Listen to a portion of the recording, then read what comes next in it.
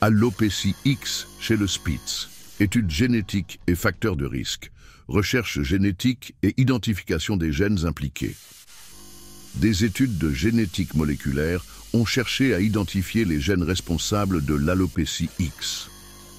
Une étude d'association génomique, Genome Wide Association Study, menée sur des Poméraniens atteints, a mis en évidence une mutation potentielle sur un segment du chromosome 15.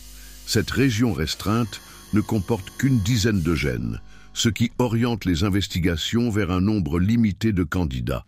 Toutefois, aucun de ces gènes n'est directement connu pour son rôle dans la croissance du poil, ce qui complique l'identification exacte du gène causal.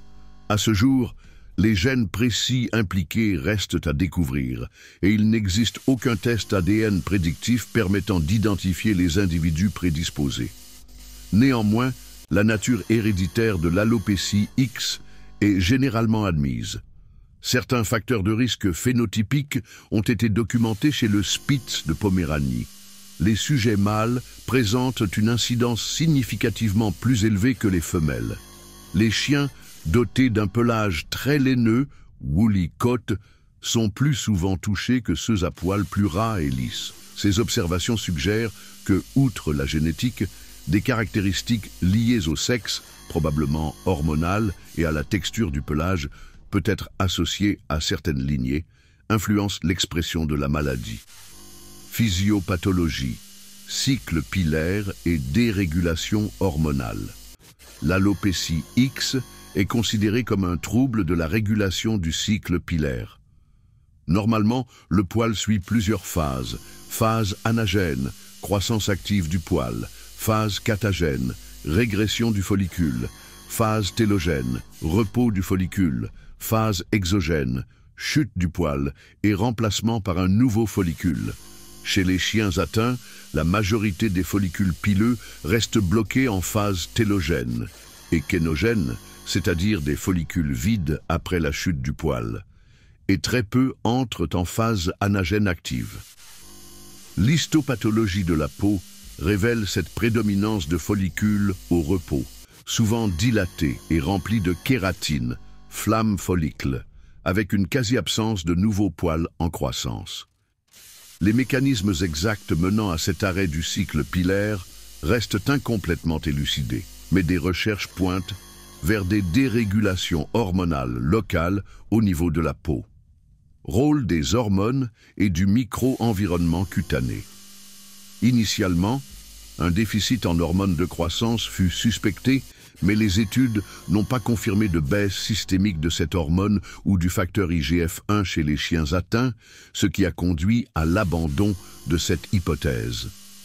L'attention s'est ensuite portée sur les hormones sexuelles stéroïdiennes, testostérone, œstrogène et leurs précurseurs surrénaliens. Le fait que l'alopécie X touche préférentiellement les mâles intacts et que la castration puisse induire une repousse suggérait un déséquilibre hormonal sexuel. Certains cas ont montré des anomalies subtiles, évoquant un léger hypercorticisme ou une hyperplasie surrénalienne congénitale, sans qu'une conclusion définitive puisse être tirée. Les recherches récentes ont mis en évidence l'implication du micro-environnement hormonal cutané.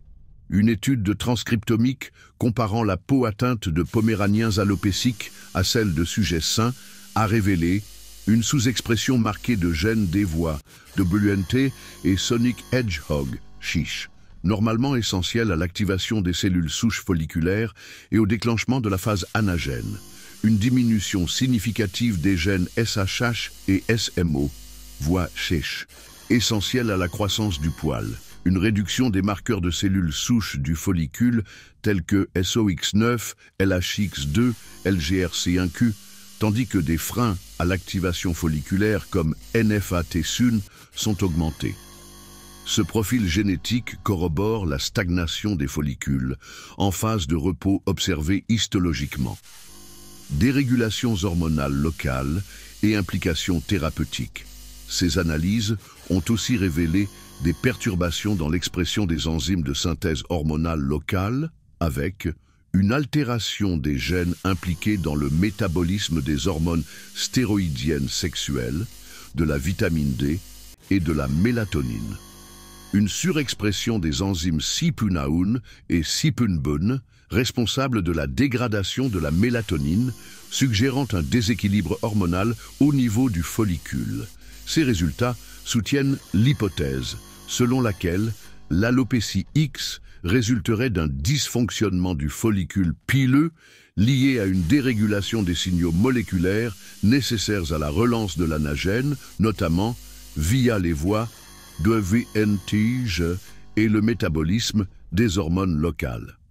Cette découverte explique aussi pourquoi des traitements agissant sur l'axe hormonal, castration, hormonothérapie, peuvent parfois stimuler la repousse du poil.